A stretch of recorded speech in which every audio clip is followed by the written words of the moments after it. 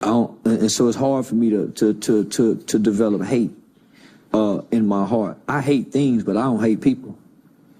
So I actually got to look at these people and hear the words, I forgive you, we forgive you. Not only that, I had a compassionate judge. My judge is the same judge who sentenced the little white kid Ethan Couch to the 10 years probation for those 4 DWI murders. Judge Jean Boyd. So in her defense, many people believe she should have sent that little white kid to prison.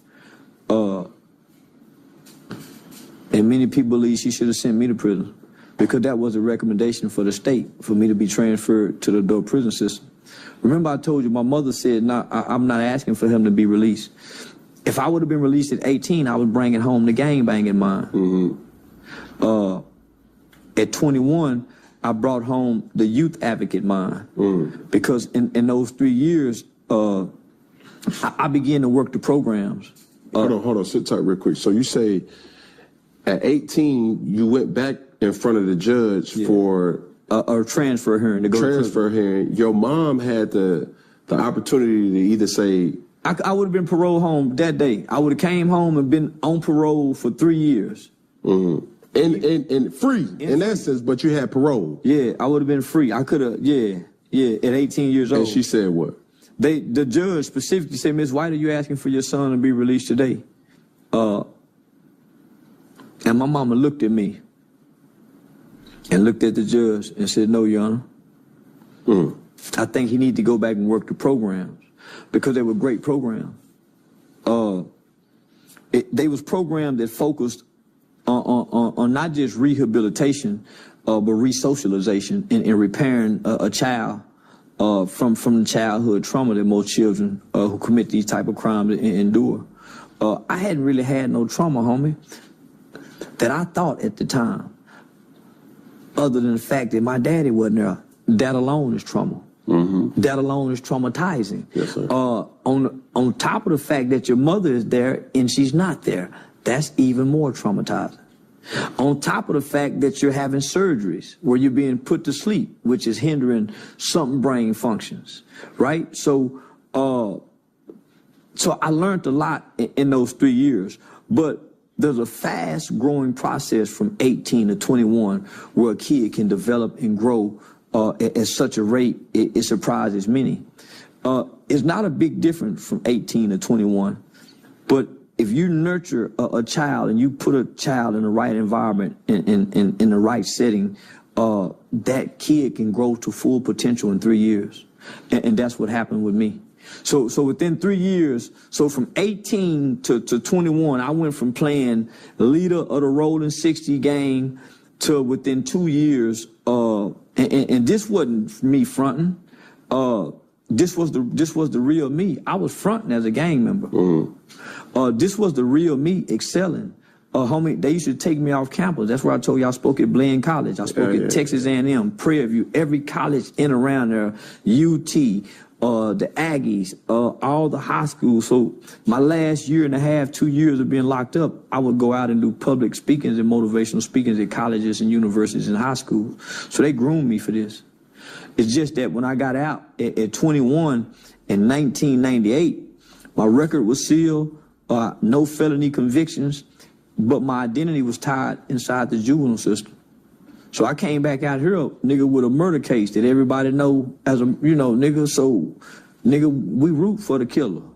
So I come back to my peers who I know from school, nigga, I'm known as a nigga who caught a murder case. Those are accolades, right? So in 1998, when I walk out of the juvenile system, all of my childhood issues had been resolved. Like I was pure and innocent, but I didn't know how to talk to girls. I've been locked up from 14 to 21. Look at that big old gap.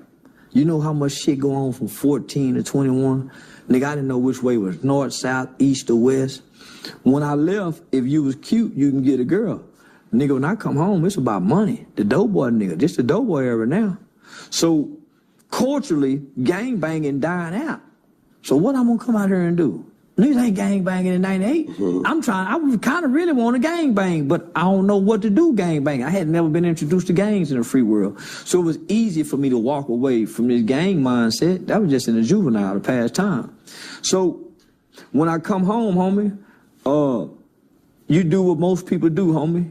You go back to the old people, the old places, and the old things. I tried to work, but nigga, I ain't know how to get up and go to work. Been locked up since I was 14. Y'all don't know how to get up and go to work. I don't know how to wake myself up. I've been getting woke up.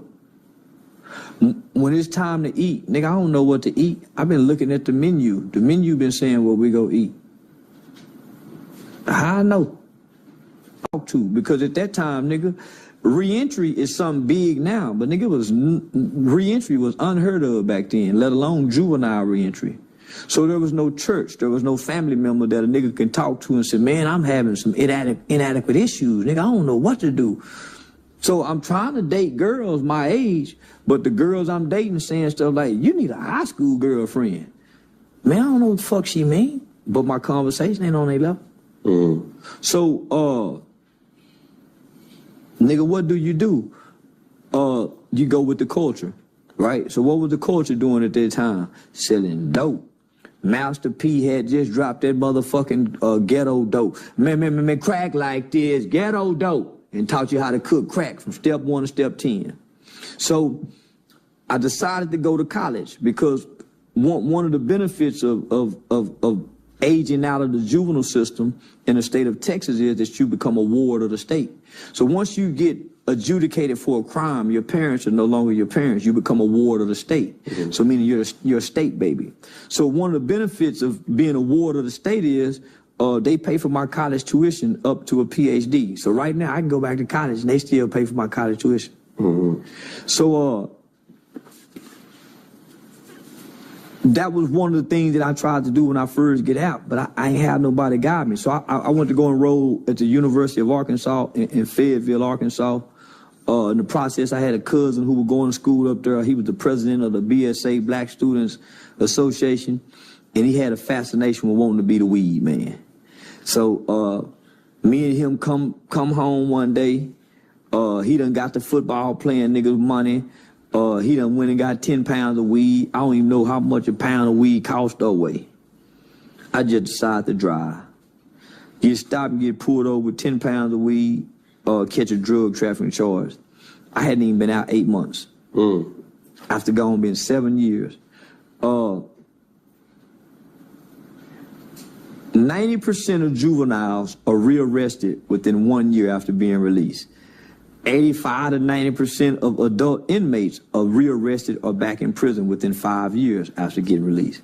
Those numbers don't lie. So I fit in those stats. I ultimately ended up getting 6 months prison boot camp, 5-year deferred adjudication probation. In the process of trying to complete those 5-year deferred adjudication probation, a nigga just trying to find an identity. From 21 to 30, the black man, the black boy, he struggled with trying to find an identity. That's why you see him in his 20s, and from 19 to 21, he hanging with a certain group of niggas. He trying to find somewhere to fit in. Then he with this group of niggas. He trying to find somewhere to fit in. Then he over here trying to do this. It wasn't until I started having children that I found an identity. Because other than that, nigga done pimp, nigga done sold drugs, nigga done robbed, nigga done all the things we think we supposed to do in the streets other than rape, child molest, and shoot dope. Right? So all the gangster shit we think we supposed, so nigga go try all that shit, homie, and God bless me not to, get in no trouble, catch no time. So I hadn't been in no trouble as an adult that'll warrant me to go do a bunch of motherfucking time. I've been submerged. I haven't been a criminal. I've been submerged in the criminal elements of our society because of our culture. Right? So, what do you mean by that? A nigga get a job and have a quarter pound of weed at the warehouse and be selling weed at work just to have a little extra money for gas. Correct. A nigga have a homeboy who sell weed and got another homeboy who trying to buy some weed, and here, middleman, a little drug dealer, get him extra $700. So I was submerged in the criminal elements, trying to find an identity. But that's all you know, too. Well, it wasn't all I know. Because I'm educated, homie. Yeah. I can read, I can write, I can do a resume, I can go get an interview and can sell myself in an interview to get a job. Because those are the things I started doing when I was tired of doing wrong. You're doing wrong because you think wrong is the right thing to do in the mind state that you're in. Right? We got an element of our culture to tell us doing wrong is right. You got your parents teaching you what's right and what's wrong. When you do wrong, it don't feel right, even when you try to justify it. And so that's where I had gotten in life, homie. I had a son, and I knew that I have options. Man, my nigga them got to sell dope because they mama was on crack. They have to do this. I don't. And so that's when that light came on. That's where my fear came, because I started telling myself that it's only so much mercy that God can give me because I know better. Mm-hmm. I ain't supposed to be doing this. They is. And maybe they ain't, but nigga, I know I'm not. So once I was able to gather that concept, I was 25, 26 with a full brain then. Mm-hmm. Now I'm rationalizing because now I have a son, and I want to give this little boy something that I never had, and I didn't know nothing about being no good father, no bad father. I don't know shit about that. Cause you didn't have that. I just wanted to be a her father. Mm-hmm. Yeah, I just wanted to be a her father, that he can come in there and pull them eyelids open, right, touch the nose, slob on my face. Mm-hmm. I ain't know nothing, and I figured me and him will figure it out together. So that was my approach. Me and him will figure this out together. So I learned when I was becoming an overbearing, mean, frustrated parent, when a little boy asked me, "Daddy, you mad about something?" I mean, I'm taking some shit out on him and he can tell. Yeah. So I learned through the kid what's a good and bad father.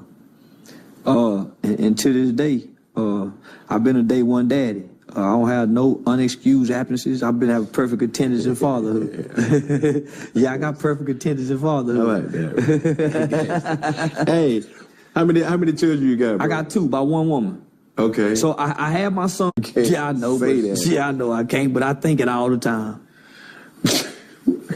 Yeah, I just want to make a house. But this like 90% of this video up until this point, you have been. I want to be a sorry motherfucker sometime. Homie, it's hard being a good daddy all the time, man. Nigga, I want to be a sorry motherfucker. I want to see at least what it feel like. I at least want to see what it feel like. You want to feel, you know what it feel like. You was a part of that. No. I know what it feel like not to have. I don't know what it's like to be the one, to cause. That's so contradicting. I know, man, but shit, fuck it. Man, I want a Section 8 baby, man. I just see sometime and send the child support there too. Come fuck the mama, high five the baby, play the game, rub him on the head, and then he grew up and make it to the league and I show back up. You think he gonna show up in the league with who skill set, the mama or you? The stepdaddies. Cause that's normally who developed them niggas, the stepdaddy. Done taught that nigga how to run them routes. Go that way, go that way.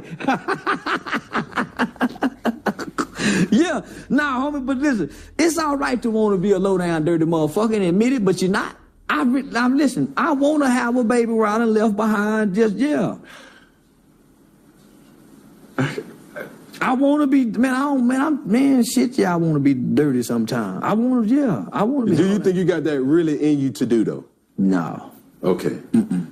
No. But saying it is just something. It just left out there in the universe to just say I don't want to be an ain't shit daddy. Well, I'm just saying there's a possibility that I may make a baby here in the future with the fame and stardom that I got, and I may not be able to be there for the baby. This is coming from a person who has 7 children and 1 on the way. Right? I could never see myself not being a part of my children's life. Me too. This is what I used to say when the first kid. I had my first son. I said, man, mama, I can't see myself loving no other kid the way I love this child. I couldn't imagine, nigga. Then that little girl came. Boy, you love her equally. So I'm saying that. I also said, nigga, as soon as I get a chance to sell out, I'm gonna sell out. First chance I got to sell out, I ain't sell out. Sell out what? Your people. Yeah, I had a chance to sell out. It's like, you talking about snitching? No, sell out, be what they want us to be against black people. Cooning. Yeah. Yeah, I had a great opportunity to do that. And you don't think he been doing that? Nah. I take my money and give it to the black people that people don't even know exist. So, can we keep it funky? Yeah. Like, I'm talking about real funky. This the Funky Podcast, eh? That's what Funky it is. Fridays, just keep it funky. Say that. So, when I see Charleston White, right, and I know of really what you stand for, I respect what you stand for. How it's articulated sometimes is something like, why you gotta go all the way over there? For example, this is quote unquote coming out of what you said. Fuck Deion Sanders and his sons for leaving Jackson State. Fuck Nipsey Hussle. Fuck King Von. Fuck Jay-Z. Yeah, fuck them niggas. What? That ain't cooning? Nah. What enlighten me? They don't say that niggas say fuck LeBron James. LeBron James get mistreated more than any athlete in the world. I ain't saying that for white people. But niggas don't say that. Niggas ain't my kind of niggas. These niggas go to white people stadiums and buy popcorn and hot dogs. So you never been to a football game? I do, but I ain't paid for it. And I don't buy no hot dogs and popcorn. So what you do? I really don't watch sports at all. So what's your thing? Strip club, hoes, and po nigga babies. And not fucking they mamas. Like the Little League football coaches. See, I'm the nigga in the projects and in the ghetto that give away the toys, make sure the kids get and don't touch their mama's pussies. I ain't like them other niggas. So I can say fuck Deion, cause nigga, Deion coached in my city before with Prime. Nigga, I know the East Side Falcons used to play, so I know about Deion. Hey, that ain't respect worthy for you to say, even though. No, that ain't respect worthy. Because what I saw was, and I ain't really saying fuck Deion, I'm telling black people to say fuck Deion. Because what happened, we took our love and our support to Colorado and we forgot about all these HBCUs that's winning or losing. We ain't said high five them. We don't know one black coach at HBCU. Okay, now stop. Because, like I said, behind everything that you say has some truth. But to that, I would suggest you say in that statement, I ain't gonna say per se, fuck Deion. But look, let's leave that part out. I'm saying it. But what we receive would be like, yo, even though Deion Sanders had to make a professional decision to go chase a bag that Jackson State didn't necessarily have, let's not forget about the other HBCU coaches that's out there. Let me just say, Deion knew they didn't have a bag when he took that on. It was already an agreement that we know we go struggle. He even agreed to give portions of that to that facility. He already knew this. The white folks just came and do what they always do. Come get the nigga and take the attention that he was going to bring to the spotlight on the HBCU. Now this big old light that could have been on these HBCU is now on this one white school that's 92% white. So let me ask you this. If you was in Deion Sanders' situation, you would have stayed at Jackson State? No. You missing what I'm saying. No, you missing what I'm saying. I ain't saying fuck Deion. Deion done what he was supposed to do as a husband and the coach. I'm saying fuck the husband and the coach. Nigga, we don't rally behind no nigga that'll sell out for the white man job. Nigga, go get with the nigga that's still with the niggas down there on that field with them hoes in it, like the schools and the shoes. That nigga, we always had a Negro league. Stay in the Negro league, my nigga. Why you gonna take our best and our brightest? So you done went and took the best and the brightest players over here for who to benefit? Not your people. And you done took all your people with their fame and their support for who? A school that's 92% white, and y'all ain't gave not one game to the black HBCU. Not Grambling, not Pratt, not one. No celebrity. So you're going to come over here and rally all the best and the brightest players to come over here on Whitey's porch. And you the bait, sir. You and your son, y'all the bait. No, my nigga, I ain't with that. So I'm saying fuck him and his son. Nigga, why y'all ain't doing this same support for these little league football teams in y'all city that help them babies get to where Dion is? They don't get that kind of support. They stand on the corners and have the cheerleader little girl looking like hoes dancing, begging for money with buckets. Okay, now let me... That's just the little league fundraiser. Let's just keep it a buck, all right? Honestly, it make me feel a certain type of way. Now, I'm going to get to King Von and Nip, but we on Dion right now. Yeah, we on Dion. It just make me feel a certain type of way because I respect Dion and what Dion got going on. So it's hard for me to hear you say that in a way where I know Deion Sanders' impact in our culture has did way more than anybody else in this society that we're in. What impact have Dion had? He brought notoriety to a space that, in essence, really wasn't there before. What, Denver, Colorado? He brought notoriety to Colorado. To Jackson State. He brought notoriety to Jackson State. Then he took it where? To Colorado. Okay. Now, to make my point, all right? So I'm asking you, Charleston White. You go to a... Matter of fact, can we keep it funky? Mm-hmm. What's the most that you've ever gotten to do or to be Charleston White? $40,000 for a 2-day interview. Okay, $40,000.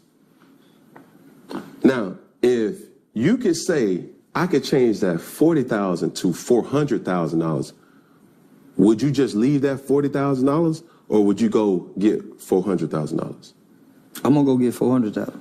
Is that not what Deion Sanders did? Mm-mm. Okay, what did Deion Sanders do? Deion's son is a star quarterback that he's trying to get to the league, and he's fathering his son to the league with nobody else's children in mind. And he's getting a pretty big check to do it. And what he's doing is he's robbing black people of their star power. He's robbing black people of their economics because he done took it and gave it to the white man. Because the space that you speak of, why not send it back there too? Why leave it here? Why the baby? Why Lil Wayne? Why all these major people don't go stand on the sideline of coaches that's not a celebrity? Why they don't do it to people who not celebrity? Why? Because this is what I know about black people. They worship and they idolize celebrities. That's why they are worshiping and idolizing Deion.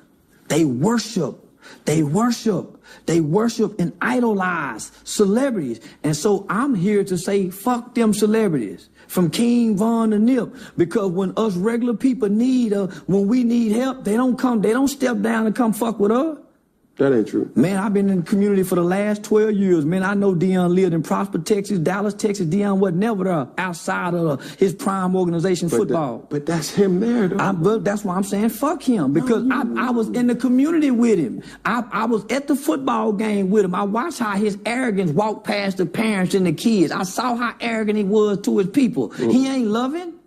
Man, I done fought with the police. I was at every city council meeting. So when the football and celebrity nigga go to talking, I said, man, y'all talking from up here. I'm talking from down here with these people. I'm in the schools. I'm in the juveniles. I'm in the jails. I'm in the prison. I'm standing on stands swearing on murder cases and capital murder cases. Man, y'all talking from up there. It's easy to say fuck y'all. Easy to say fuck Deion and his son who driving a Rolls Royce, and these kids down here dropping out of school to go strip and sell pussy because they daddies don't have the money to send them because they can't eat, but he got a Rolls Royce that won't pay the parking fine. Now keep putting it in their face. Keep showing up, putting them watches in them kids' face. That's why y'all got robbed in UCLA. See, that's what I'm talking about. The Bible speaks for the least of those. Those kids up there ain't the least of those. That's why I talk about the poor nigga babies. Okay. So, can we keep it funky? Yes, sir.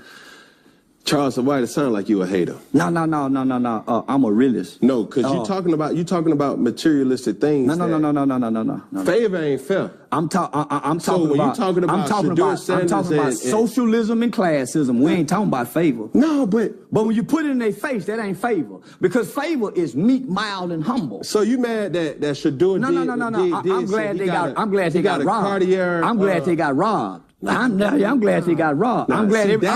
I'm glad every school he went to, he done been robbed. That's cooning. No, it ain't. That's cooning. No, it ain't. Because you bring it. So see, because why I say that's cooning is you turning your story and your beliefs, using your platform to tear down a person who's bringing notoriety to something that wasn't there. Well, they using their platform to tear down the black school by not giving them the light. Because the black school this is what I'm saying. Black people for the last 2 years when he was at Jackson State, y'all was HBCU hashtagging.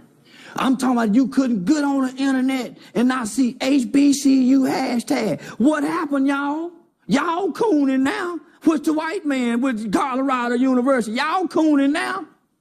What happened to the HBCU hashtags? That's all I'm saying. What happened? I'm still HBCU hashtagging while I'm cooning. Yes, sir. And I'm still showing up at the HBCU, buying HBCU girl and rocking it on the major platform. I don't see nobody HBCUing it like me. So who cooning? So I'm going to tell you this. You just sit up there and told me that you made $40,000 in 2 days. Mm-hmm. And you also just told me that if you had an opportunity to make $400,000, you would take that.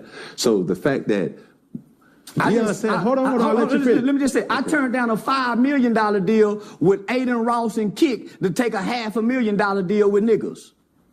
I turned down a $5 million deal with Aiden Ross and Kick to come over here to sign a $500,000 deal with niggas so I can stay with my people. Mm. Yeah, they say I'm dumb and stupid. Yeah, I turned down $5 million so I can go sign $500,000.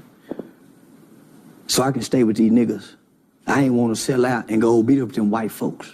Take all my star power over there with Kick and Aiden Ross with them Jews. I wasn't fit to do that, my nigga. I stayed with the niggas. Culture TV. Don't even know if they give me the whole $500,000. But nigga, I stayed with my people, my nigga. My spirit wouldn't let me do it. So I don't give a damn what Dion taught.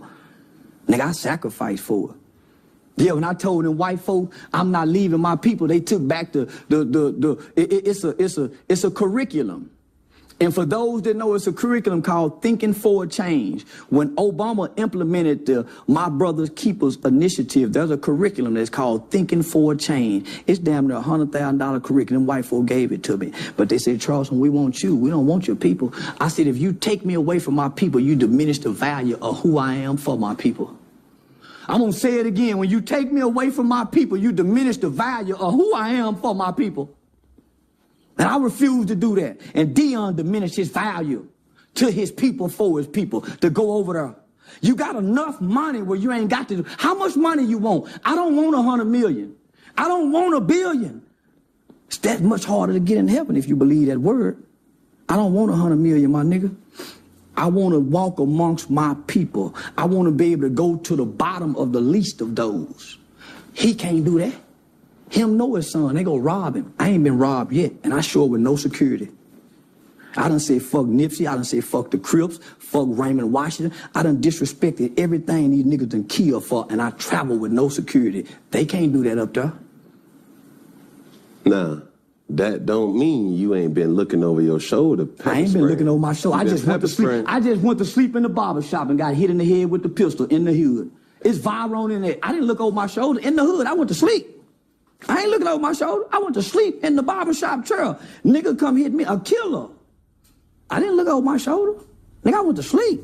It's pictures of me sleeping in a strip club like this here. I ain't looking over my shoulder. Though I walk through the valley of the shadow of death, I shall fear no evil. I speak against evil. Okay, let me ask you this. So you think if Deion Sanders goes sitting in that barber chair, you think he gonna get hit with a pistol without no security? He gonna get robbed and hit. No. You lying to me? No. You lying. He getting robbed right now. That's cap. Him and his son getting robbed right now. He got robbed in Jacksonville. Yeah. But see, Deion coached football. I address killers in the neighborhood. I address the niggas who kill in our communities. Deion don't. Mm-hmm. I address the gangbangers who do wrong. But you just got pistol whipped, though. No, I didn't get pistol whipped. I got hit. What's the difference? A hit and pistol whip is a different thing, nigga. You got hit. I got hit in the head and jumped up, nigga, and I ain't get hit no more. Cause I know what to do when a nigga hit me. I ain't get hit no more. What you do? Nigga, I went to work. Oh, y'all was fighting? I went to work. That's it. I went to work. What that mean? I ain't get hit no more. So you used to do it. This ain't even been a week. Yeah, but y'all was fighting. I got hit sleep. And then y'all, listen, how I'm gonna fight, get hit, sleep, and a nigga hit. I'm dazed when a nigga hit me, so ain't no fighting. Nigga, I went to grabbing. So you got hit and y'all got the I went to grabbing shit. We the nigga didn't touch me no more. I went to grabbing shit. Nigga, you don't hit me no more. But did you hit him back? Like, how I'm gonna hit? I'm dazed. If the nigga hit you with a pistol sleep, how are you gonna wake up? Nigga, you dazed. He got you, I'm sleep like this here. So this is what I'm telling you. I wake up, nigga, and grab the closest thing I could as a weapon till I can come to. And it ended. So this is what I'm saying. Dion coached football. I address killers. I say fuck King Von, Nipsey, Rolling 60. And if you killed in my community, I'm gonna say you did it, nigga. You don't get to ride around here and holler no snitching. Who did that killing? I'm the nigga come out and say they shot that baby. And you bitch ass nigga better turn y'all self in, nigga. And we ready to go to war with that. See, Dion don't do that. Who is, when you say we, who? Me.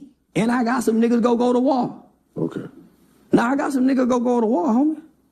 See, this is the thing, Charleston. Like, I think everything that you're saying has some truth to it. It's just the delivery. You standing, there's no denying that you're standing for and by your people. Well, here's the thing. When you're addressing evil, you can't worry about the delivery. When you're looking at the conditions of our community, you can't worry about the evil when you got kids that kill kids and say we smoking on Tuka. See, they wasn't worried about the delivery when these kids in Chicago were talking about smoking on Tuka. They wasn't worried about the delivery. I ain't got no manners for no slut. I'm gonna put my thumb in her butt. The delivery? I like girls kissing girls where I'm from, and that's on the radio. Girls on girls, that's promoting lesbianism to my daughter as we driving to school. This song they playing with Drake. Y'all worried about the delivery? These niggas talking about killing each other. They really, that nigga Thug said, nigga, I shot at your mama. You don't mention me no more. He really shot that nigga mama. And y'all worried about my delivery? These niggas are confessing to murders on songs.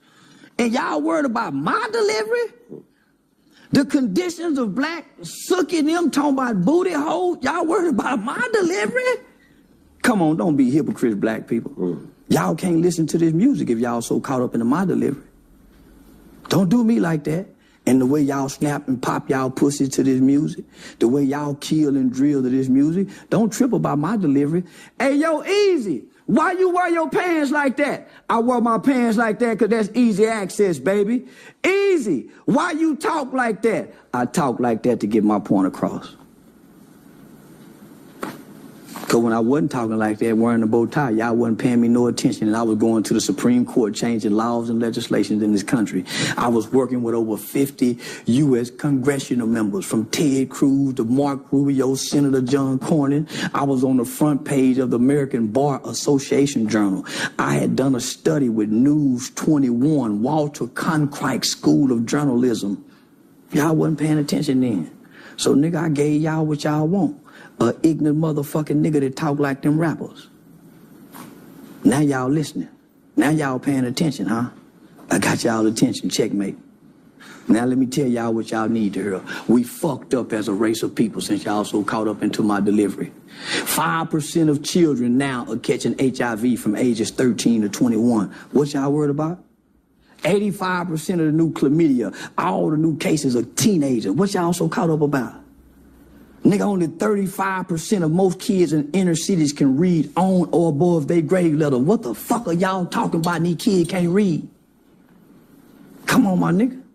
So if we gonna be real, let's be real. I'm not bashing the black woman in her BBLs. I'm not bashing the black woman because she wearing eyelashes. I'm not fucking with the sister because she got too many baby daddy. I'm addressing men.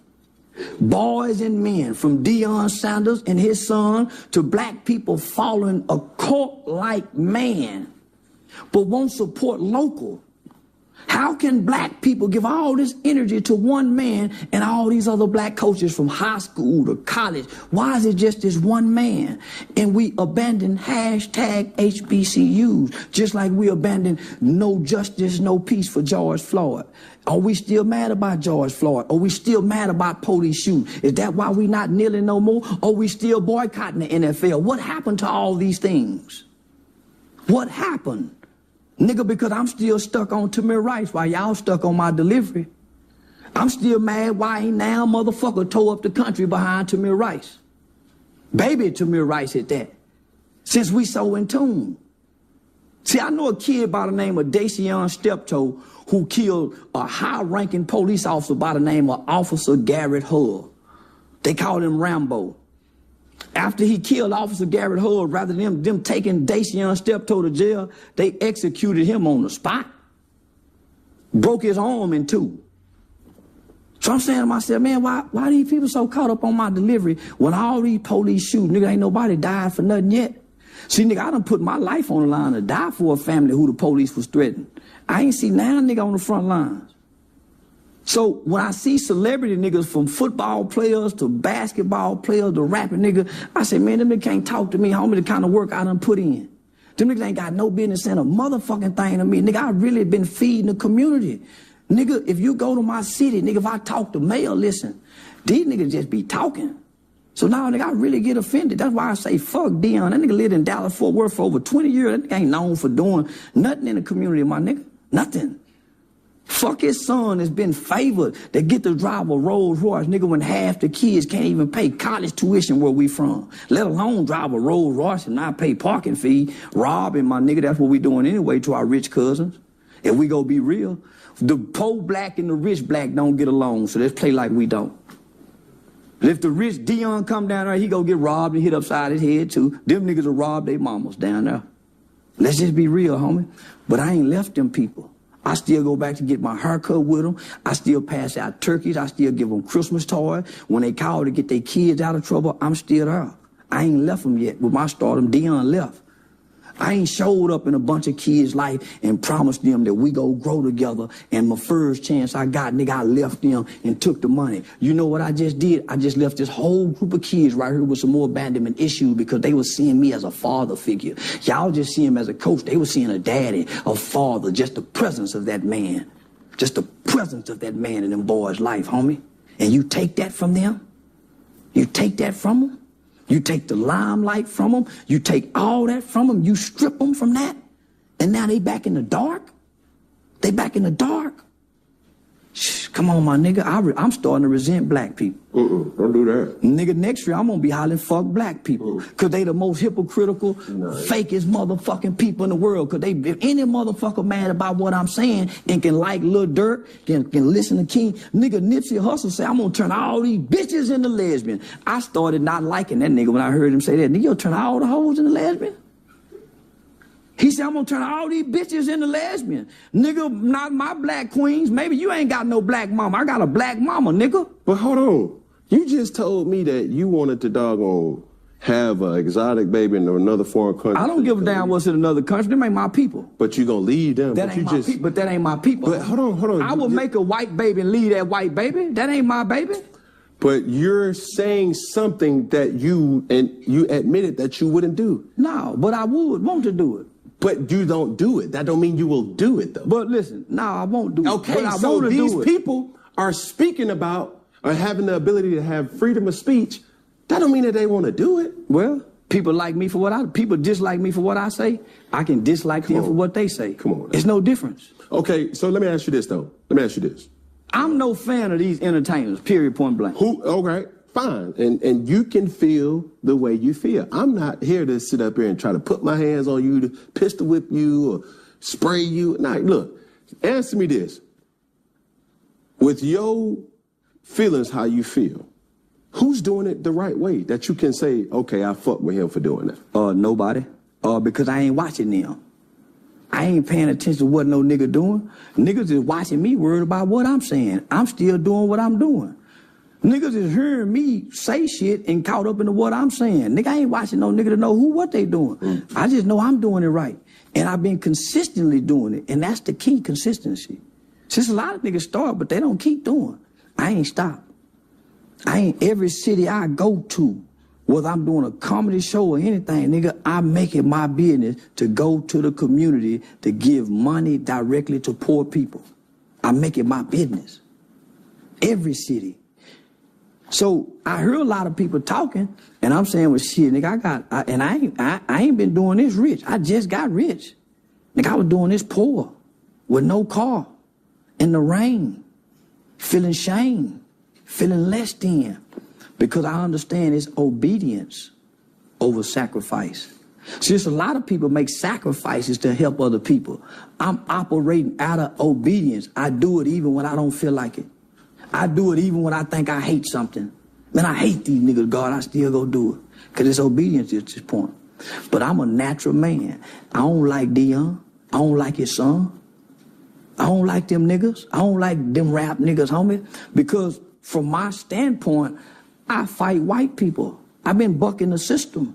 I killed the white man, homie. I've been doing things to white. So you didn't kill it. But I led the charge. Yes, sir. And the newspaper described me as the smallest of the bunch, but the brains of the bunch. I put the gun in his hand. I'm the dictator. But it still don't matter. It's a different. Larry Hoover didn't kill nobody, but he's in there for all them murders because he said go do it. I'm the dictator. Nigga, if I say do it, he get done. The little bitty nigga with the big mouth. If I say do it, it get done. I've been like that since I was a little bitty boy. I'm the general. Nigga, I ain't this brazen online and ain't this brazen. I'm a general in real life, homie. If I got a problem, the whole city want to know what I'm mad about. But I ain't brought harm to my people. I ain't sold dope in the black community.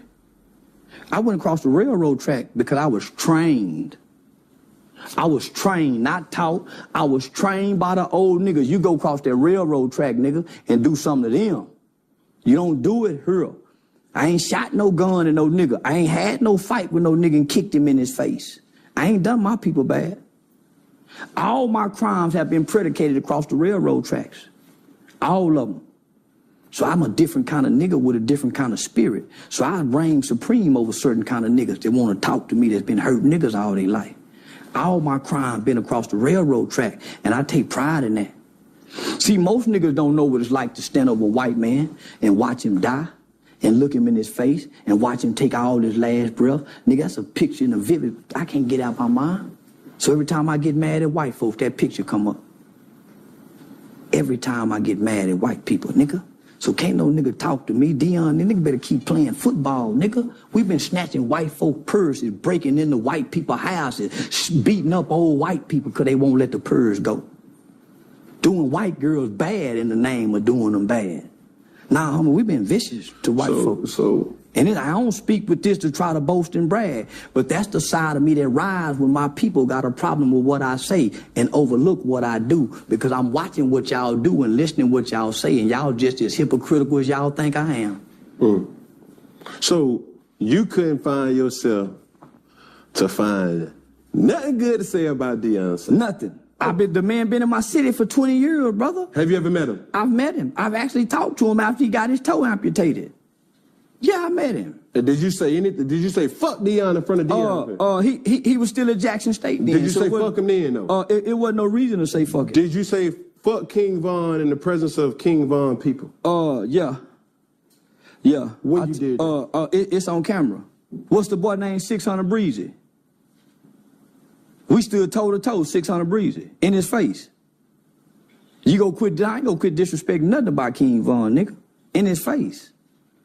And went to Chicago and did an interview around the corner on DJU from O Block. You went to O Block? I went around the corner at DJU. No, I went, listen, we rolled through O Block. However we got there, I don't know nothing about Chicago. But nigga, we went around the corner from O Block. Yeah. DJU was a DJ, ain't it? Mm-hmm. Ain't DJU a DJ? Mm-hmm. You lying to me? Mm-hmm. And they wanted to kill that nigga for not letting him backdoor me around the corner from O Block. Let me tell you something. You was probably on P Block. I don't know what block I was on. C Block. I don't know what block we was on. You wasn't on O Block. I don't know what block we was on, but we wasn't too far from whatever block they say you can't go on. Man, you could be at the airport talking about we wasn't too far. No. Let's keep it funky, Charleston. Come on now. Well, let me just say this. They got the interview to prove it. So that's all I'm going to say.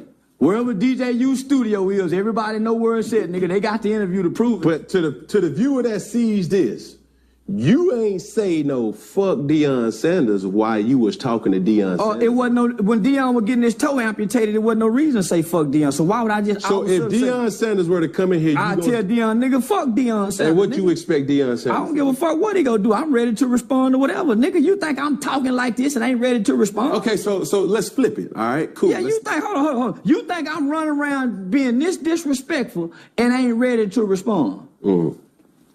So... What if somebody were to say, man, fuck Charleston White? I hear it all the time. Sticks and stone may break my bone, but words would never hurt me. You better not put your motherfucking hands on me. And if they were to do? Jail or hell is the only options.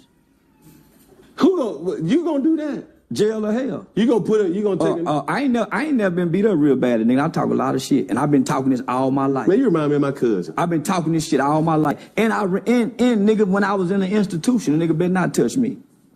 And I can squabble.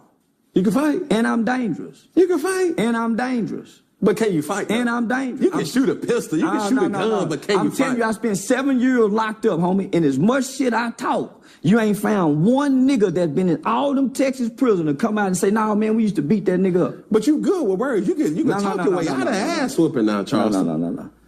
They'll pay a nigga $20,000 say he whooped me.